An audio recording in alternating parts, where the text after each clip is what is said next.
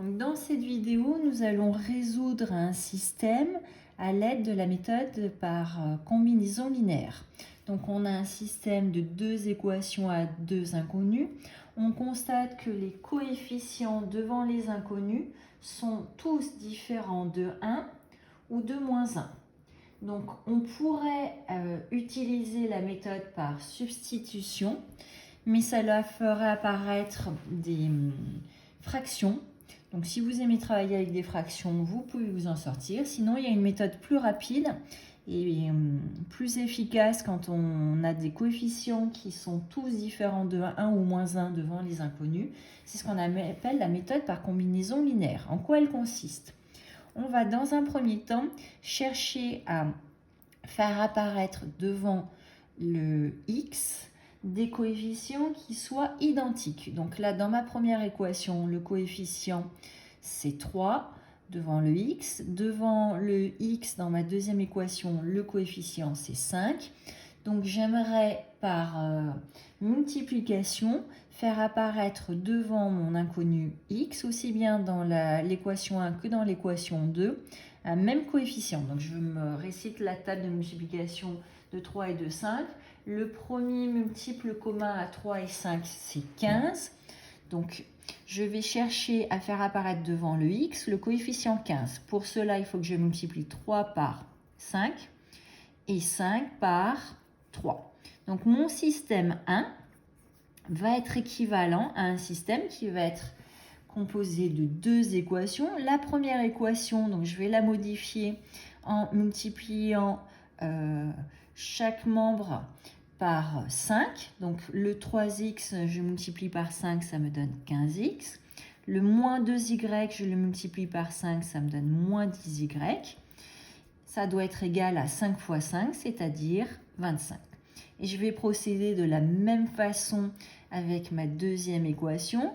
Donc je vais multiplier le 5x par 3, ce qui me donne 15x. Le plus 3y par 3, ce qui va me donner plus 9y. Et tout ça, ça doit être égal à 2 fois 3, c'est-à-dire 6. Alors maintenant, je suis satisfaite devant le x, donc mon inconnu x. J'ai dans ma première équation le coefficient 15, dans ma seconde équation le coefficient 15. Donc une fois qu'on a fait apparaître les mêmes coefficients, donc on a donné un système équivalent à celui donné par l'énoncé, avec le même coefficient ou des coefficients opposés devant l'inconnu x, on va chercher à faire disparaître ces x. Alors je constate que si je fais 15x moins 15x, il ne restera plus de x. Donc on va soustraire la deuxième ligne à la première. Donc je vais faire 15x moins 15x, ça me donne 0x. Alors je ne suis pas obligée d'écrire 0x. Ensuite je vais faire moins 10y moins 9y. Donc moins 10y moins 9y, ça va me donner moins 19y. Et ça doit être égal à 25 moins 6, c'est-à-dire à 19. Je me retrouve donc à devoir résoudre une équation du premier degré à une inconnue, qui est moins 19y égale 19. Autrement dit, y doit être égal à 19 sur moins 19, c'est-à-dire moins 1. J'ai trouvé mon x.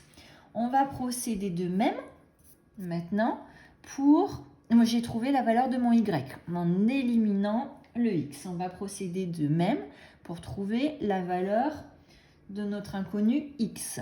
Donc, je repars de mon système. Mon système initial était 3x moins 2y égale 5 pour la première équation et 5x plus 3y égale 2 pour la seconde. Je regarde les coefficients devant y. J'ai le moins 2 et j'ai le 3.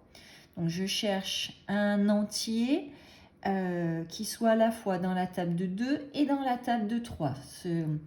Ce plus petit multiple commun à 2 et 3, ça va être 6. Donc je vais, pour obtenir 6, faire 2 fois 3.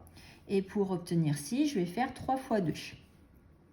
Donc mon système 1 va être équivalent à un système composé de deux équations qui seront... Alors, pour trouver ma nouvelle équation, il va falloir que je multiplie chaque membre par 3. 3x fois 3, 9x.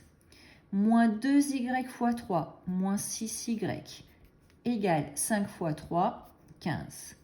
Ma seconde équation va être 5x fois 2, 10x, plus 3y fois 2, plus 6y, égale 2 fois 2, ce qui va me donner 4. Je me retrouve cette fois avec deux coefficients devant y qui sont opposés l'un de l'autre.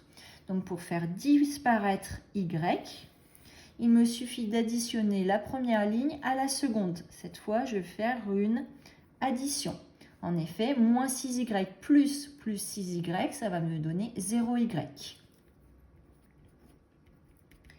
Et là, je vais faire 9x plus 10x, ça va me donner 19x, égale 15 plus 4, ce qui va me donner 19. Je me retrouve donc à résoudre l'équation 19x égale 19. Autrement dit, x doit être égal à 19 19e, c'est-à-dire 1.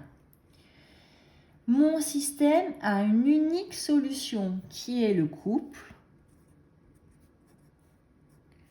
1 moins 1. Je veux m'assurer que je ne me suis pas trompée. Donc sur ma calculatrice, je vais faire deux vérifications. Il faut que mon couple 1 moins 1 soit solution de ma première équation. Je vais donc taper 3 fois 1 moins 2 fois moins 1 sur ma calculatrice. 3 fois 1, ça donne 3. Moins 2 fois moins 1, ça donne plus 2. 3 plus 2, ça va bien me donner 5. Je suis rassurée, le couple 1 moins 1 est bien solution de ma première équation. Je vais maintenant taper sur ma calculatrice 5 fois 1 plus 3 fois moins 1. 5 fois 1, 5 plus 3 fois moins 1, ça donne moins 3. 5 moins 3, ça va donner 2. Je ne me suis pas trompée. C'est bien égal à 2 comme c'était demandé. Donc mon couple est bien solution de la première équation et de la seconde équation. Je me suis bien rassurée. J'ai trouvé l'unique solution de mon système.